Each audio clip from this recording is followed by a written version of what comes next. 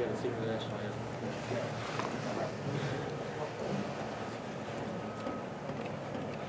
Welcome. I'm Technical Sergeant Eager, your narrator for today's ceremony. Please stand for the arrival of the official party and the playing of the national anthem.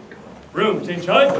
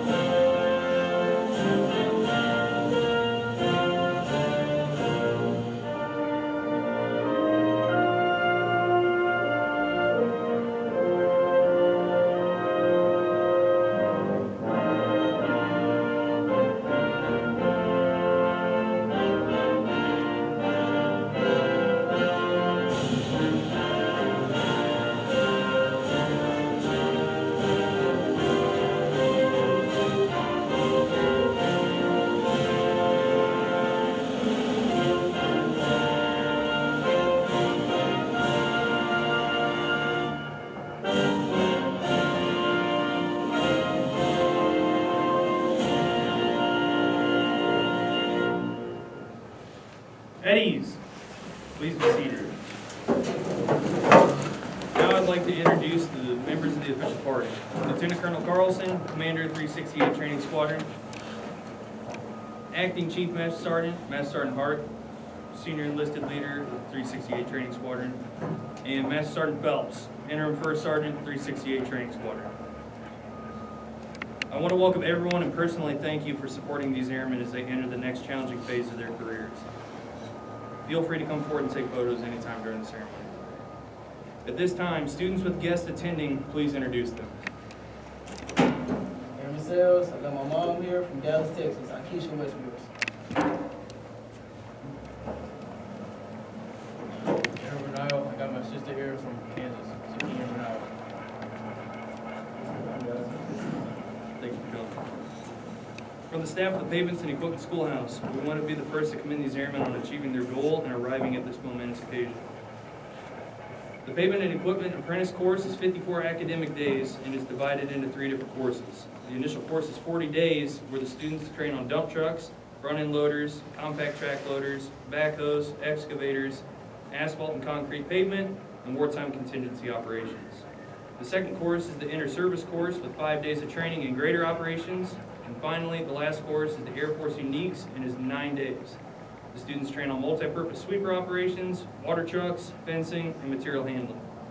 Each student receives 18 CCAF credits upon graduation, which are applied toward an Associate of Applied Science in Construction Technology. Today, these airmen graduate and earn the right to wear the Civil Engineer Occupational Badge. Airman Basic Cells, the class leader, will recite the badge's heraldic significance.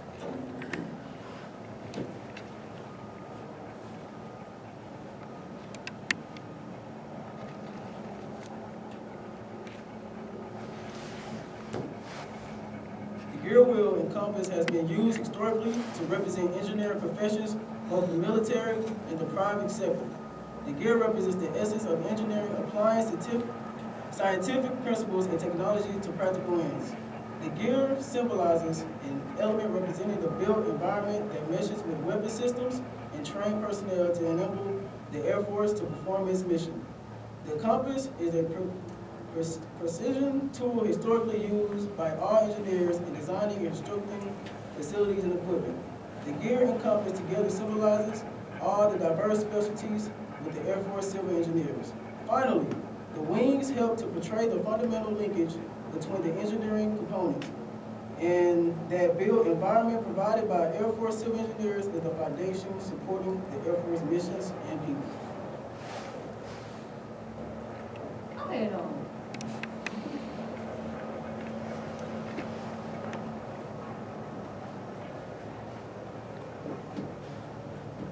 Thank you, Airman Basic Sells.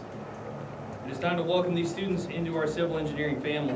With the presentations of the diplomas, class 22029, prepare to graduate.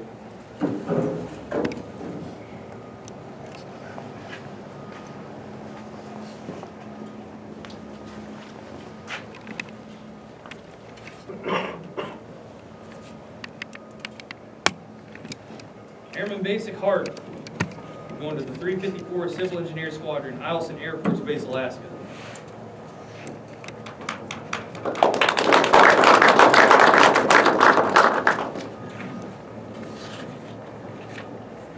Senior Airman Daniels, 567th Red Horse Squadron, Seymour Johnson Air Force Base in North Carolina.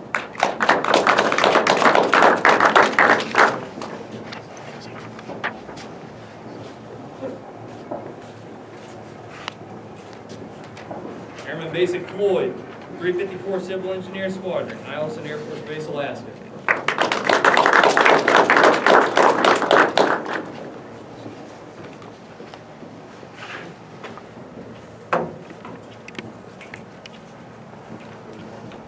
Technical Sergeant Kelmer, 110th Civil Engineer Squadron, Battle Creek, Michigan.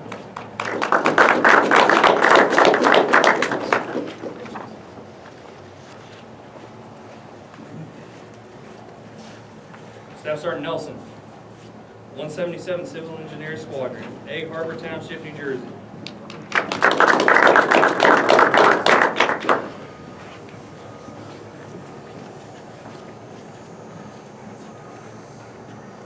Airman Basic Patterson, 354 Civil Engineer Squadron, Eielson Air Force Base, Alaska.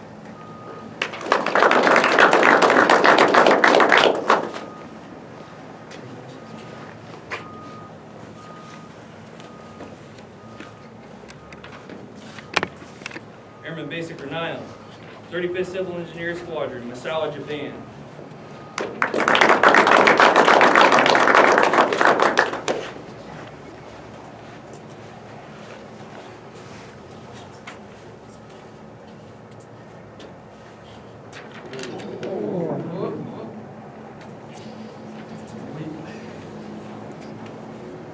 Senior Airman Rosas, 940th Air Reserve Wing, Beale Air Force Base, California.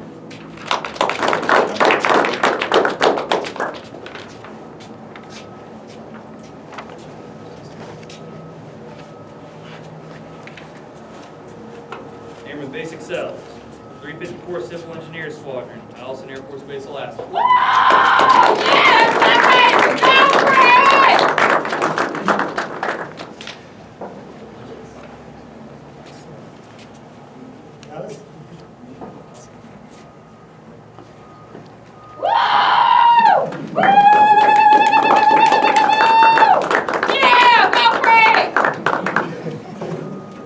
Airman First Class Marine, 560th Red Horse Squadron, Joint Base Charleston, South Carolina.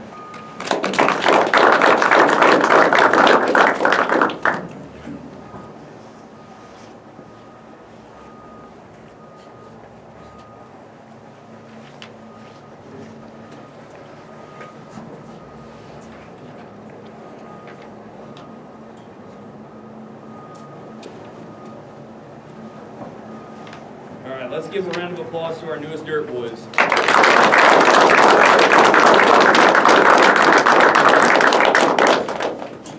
Please be seated. The award selection criteria applies to the whole person concept, given the flexibility to weigh performance and academic achievement against other qualities. For example, we consider overall professional attributes such as leadership and followership, conduct, behavior, attitude, oral and written communication skills, problem-solving abilities, adaptability, and faculty and staff recommendations.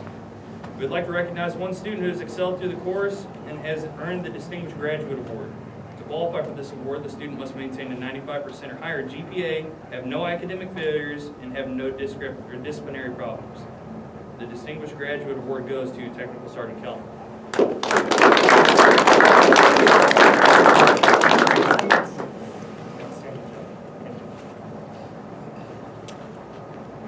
Let's just stay up here for just a second. So we don't have a distinguished graduate for every graduating class. Out of, let's say, the 2 to 3 graduations that I preside over per week across our schoolhouses, and might have the privilege to award a distinguished graduate maybe every other week and not like every 3 weeks. So it's a rare occurrence. And it is quite the accomplishment, especially 54 academic days, the amount of material that is covered in this course, it can be overwhelming. And for you to achieve those high marks and then not have any discrepancies elsewhere, I mean, fantastic job. So part of that recognition is I want to bestow a commander's coin to our distinguished graduate.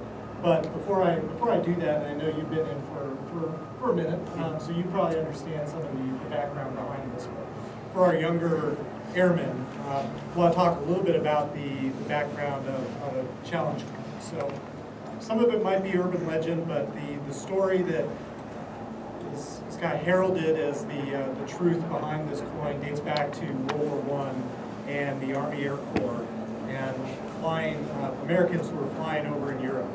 And they would carry coins that marked whatever unit they were a part of. And in one case, an American pilot was shot down over France by the Germans. The Germans took pretty much every worldly possession of his, except for he had a leather pouch that hung around his neck and it had a coin in it. So I don't know how they did not take that, but he managed to escape. And the only form of identification he had was this coin. So when the French actually found him, wandering through some French lines, they thought he was a German. He didn't speak any French. He didn't sound like the English soldiers that they knew of. So they were going to execute him. But then they found the coin, and one of the French soldiers recognized that symbol as an American flying unit. So instead of executing him, they gave him wine and sent him on his way. And so that is the history behind this coin. And today it's grown into a tradition where when we recognize excellence, I have the opportunity to provide one of my commander's coins to somebody who's reached those heights to really show my appreciation for the hard work and as a memento for their efforts. So I want to present you with my commander's coin, and once again, congratulations.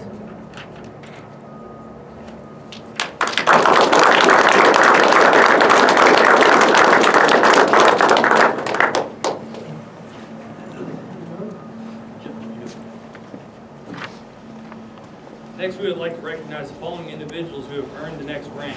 When I call your name, please stand to be recognized. Being promoted to the rank of Airman, Airman Basic Cells, Airman Basic Renile.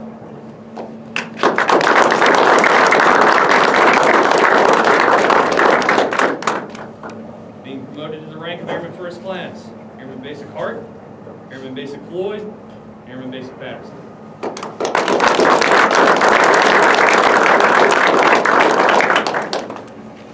I'll turn the floor over to Lieutenant Colonel Carlson for words of inspiration. Well, I want to say thank you to everybody who came today, and especially thank you to the families, because Yeah. it doesn't matter how long we spend in the Air Force, whether it's a 4-year enlistment, 6-year enlistment, maybe a 20-year or even a 30-year career. One thing that remains constant is the support we get from our families. And when our career in the Air Force is over, the family is going to be there for us. The Air Force isn't necessarily going to be there. So thank you for making your way out here. It's a testament to your love and your support of your loved ones. And so I really appreciate you taking the time to be here with us today. To our graduates, well, congratulations. You made it through BMT, you made it through tech school, but it's not the end. It's only the beginning of really a career of learning. You get to your next duty stations, you can build on this foundational knowledge that you gained here. You're going to have career development courses, you have opportunities for CCAF, associate's degrees, bachelor degrees, master degrees, and some of you may even go on to get your PhD. But we in the Air Force expect that our airmen of all ranks will continue that lifelong learning as long as you're part of the world's greatest Air Force. I get asked quite often by our younger airmen coming in their first week, their 0 week here, what does it take to be successful? And Chief and I always tell these airmen that you have to bloom where you're planted. You may not be you go into your ideal assignment, you may not get the job you planned on doing once you get there. But just do the best you can in that job, and that's all that we as leadership can ask of you. And you'll find, if you have that great attitude and you do your best, no matter where you're planted, that the recognition and the promotions just come naturally. I'm thoroughly excited for what you have in store for you. Really, the future is wide open for each and every one of you. And to be part of the civil engineer community and our family as Dirt Boyz, you will have experiences in contingency operations, humanitarian operations. Take advantage of those opportunities, and you'll see how by pushing yourselves to learn, that you'll push yourselves to newer heights that you never thought imaginable. So I can't wait for you all to get to your next assignment. I'm looking forward to hopefully serving side by side with you in the future, the operational Air Force, and I wish you the best of luck. Thank you.